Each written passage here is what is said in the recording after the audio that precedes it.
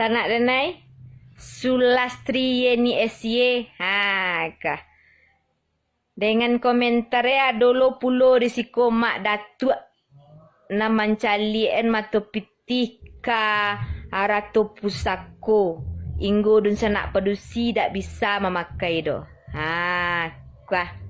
Dak lah bedo gini dua. Na Minangkabau kuah.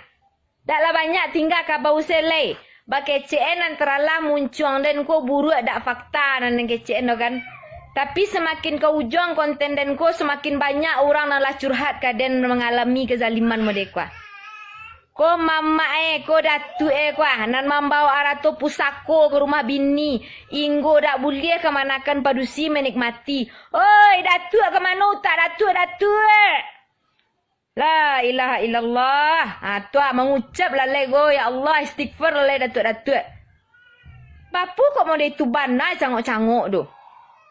Babao sadwe ke rumah nak bini dak takana kemanakan. Dak boleh kemanakan maulah. Aturan kecian nan dapat kezaliman mau itu dari datu sana. Indak kok bisa awak mengecek, indak kok bisa awak melawan. Kalau mau itu tu lah Firaun datu rumah sana. Lah Firaun datu rumah. Aco cari di situ na leado datu atau mama atau ketuakan na le batu. Kaduan kainyo nak malu elai. Dia tu lama di paru esenyo kalau datuk na lazali mode tu sana awak padian sama nyo kecen awak yo takui di nyo na. Yo takui ke mana kan ni dan antuk saya nyo caklah. Jadi kezaliman dalam adik ko kalau awak padian sama nyo berurat berakar na. Tumbuh kadang-kadang antak.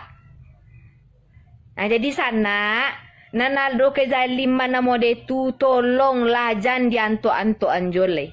Nak salamai jo generasi Minangkabau berikut nak tahu lo ba nan pusako tinggi ko dinyo kan.